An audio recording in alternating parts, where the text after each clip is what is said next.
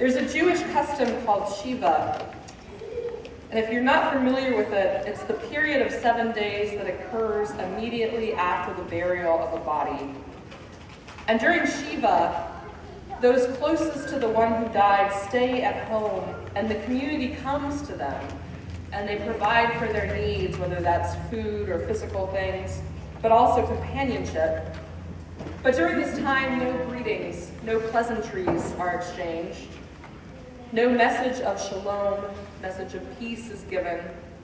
But instead, friends and family are just encouraged to sit quietly in grief with those mourning. And I think there's wisdom for us in that custom, because it does seem to me that often we talk a lot when people most need us to listen. And at the very same time, God often seems very quiet when we most want to hear God's voice. But as I think about this passage and I think about this ritual of Shiva, it occurs to me that perhaps the silence that we hear from God is simply God sitting Shiva with us.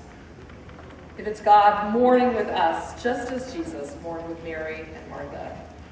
Because the reality is, as Jesus people, we are allowed to both grieve and to rejoice, to have sorrow and to have hope. And today, as we commemorate All Saints, we're called to engage in both. We're called to remember the people that we've lost and to grieve that they're absent from our lives. And we mourn the way that their disappearance has disrupted our world. And like Martha, we're also called to boldly proclaim that Jesus is the Son of God, the Messiah. And so we stand in the midst of grief and we say, I don't understand this, but nonetheless, you are God. Blessed be your name. And we remember the end of the gospel today.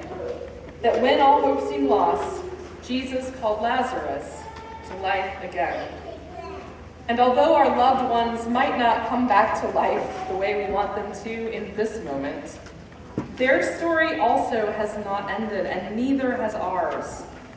Because Jesus himself went on to die on the cross, and his resurrection freed them and us from the bonds of death. And so we look to the hope of the resurrection. We look to the promise of a world restored in grace and peace, and we gather together to comfort one another and to celebrate with one another. We rejoice today as we welcome Riley and Oliver as new members in God's loving family. We rejoice as they are baptized into Christ's death and Christ's resurrection. And we take heart in Jesus' words to Martha in verse 25. I am the resurrection and the life. Those who believe in me, even though they die, will live. And everyone who lives and believes in me will never die. And so we step out, even in our grief, as a Christian community to show God's love to others in concrete ways, proclaiming the resurrection that is to come, because the truth is we are a both-and people. We are both sinners and saints. We both die and live. And we exist in a world that's both full of tragedy and also full of exquisite, wondrous beauty. We commemorate those who have died in the hope of the resurrection, and we welcome new members into God's family. We ask God why, and we proclaim God's greatness. And so at this time of mourning and dancing, in just a moment we'll sing a song of praise, celebrating the fact that no matter what, God is present in death and life, in baptism and mourning, and that the promise of resurrection is as true for us as it was for Lazarus so many years ago.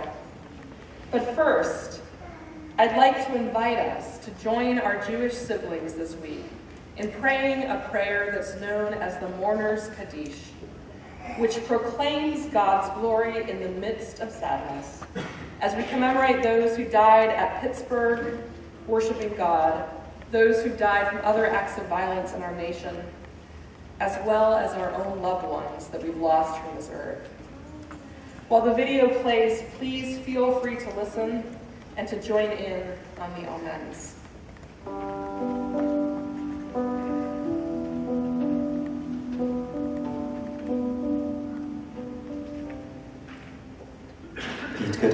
ויתקדש שמי רבה.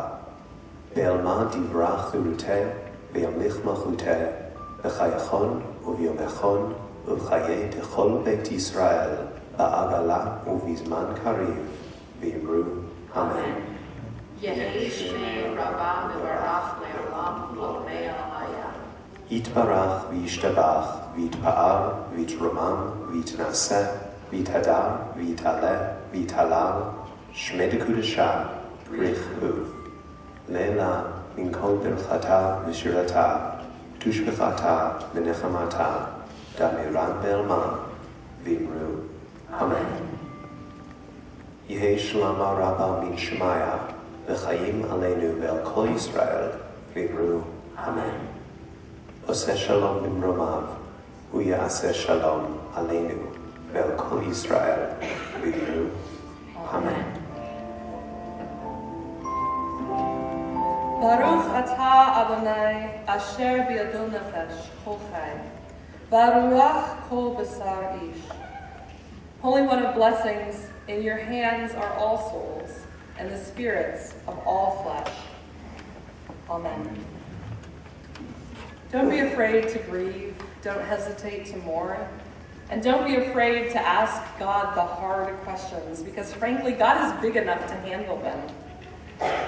But in the midst of grief, in the midst of mourning, also remember the words of this Kaddish and the words of our gospel today.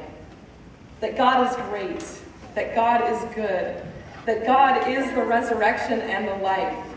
Remember that God weeps and rejoices with us, and that we can both celebrate and sit Shiva in the loving company of our Creator and Redeemer. Because we know, we believe in the sure hope of the resurrection. Amen. Amen.